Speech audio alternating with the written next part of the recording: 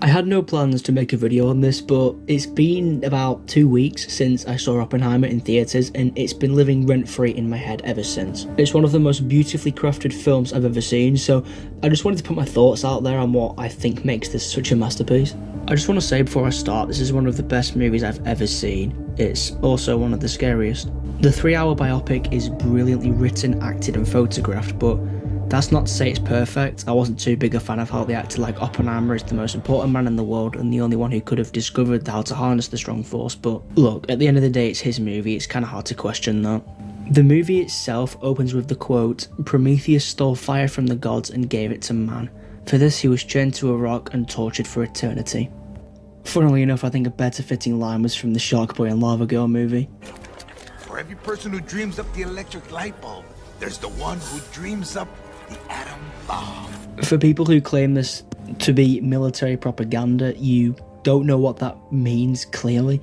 Just take one look at the scene where Oppenheimer meets Harry Truman, you know, the President of the United States, and he's portrayed as a right evil bastard with a huge lack of empathy. It also shows a high-ranking US general scratch out a city name in Japan for a potential bombing site because him and his wife honeymooned there. Do you realise how evil that is? It shows that dropping the bomb on Japan, and this is stated many times, was a massive oversight and was not necessary. But here, that's one of them, an opinion, if you will. You get into dodgy territory the moment you start talking about riots and wrongs. I just hate 'cause I like the movie. One thing I will say though, the whole marketing with Barbie wasn't a good look. Not that that was the fault of Oppenheimer film or its associates, because as far as I'm aware, none of them pushed that. I see this question asked a lot, and if you ask me personally, I think no, not at all, but there you go. The one scene in particular I want to talk about, because I think it's genius, and it also kind of inspired me to make this video, is the gymnasium scene, you know, where he delivers the short speech to the crowd about how he wished he got to chop the bomb on the Germans too. Obviously that's not what he wished, but it's another great example of his guilt and how it's eating him alive. The crowd roar fades in and out because it's meant to parallel the delayed sound of the bomb blasting during the Trinity test, not to mention how the sound of the crowd is louder than the bomb itself. And that's what it is. It's supposed to show us that the bomb wasn't the main horror of the situation, but instead the effects it had on the people from both sides of the war. The scene is devastating and heartbreaking, knowing the consequences of the bomb and the people cheering. Plus, the way Cillian Murphy delivered the contradiction of emotions that were flooding his brain and heart in those moments is unreal. And that's another point. Murphy delivers one of those performances where you forget that it's him, if that makes any sense.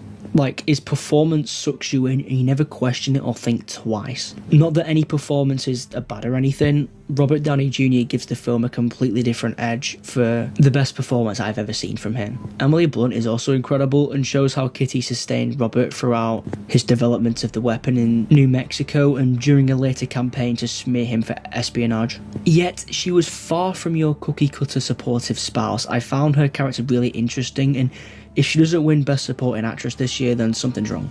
Florence Pugh, on the other hand, told the sad story of Jean Tatlock, who committed suicide, which, interesting detail, during one of the shots of that scene, hands wearing black gloves could be seen pushing her head into the bathtub.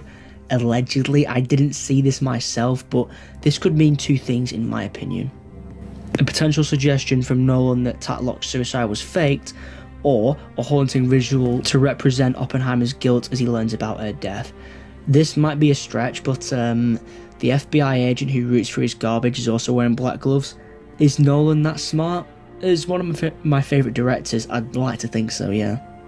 I think the line, "You gave them the power to destroy themselves and the world is not prepared," is perfect. It really summarises the state of this world having such power. Oppenheimer as a whole is not a film for the low attention span, but even if you are someone who watches Marvel, I urge you to watch this because it's a culmination of Chris Nolan's filmography and its special effects are incredible considering no CG was used. Even though some people seem to think otherwise. It's almost as if VFX are a thing, but I swear, comic book movies have rotted people's brains to the point where they relate everything back to it.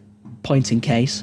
Like, just enjoy the soundtrack, bro. Göransson crafted such a masterpiece soundtrack, and it's just like, whatever. The movie is a tragic story of an American genius. The film is never visually stronger than when it's inside Oppenheimer's head, from an S-tier cast to an unbelievably good special effects and sound design. It's a massively constructed character study from a great director operating on a whole new level, and as for the ending, well, it's not only nightmare fuel, but is the start of a horror story.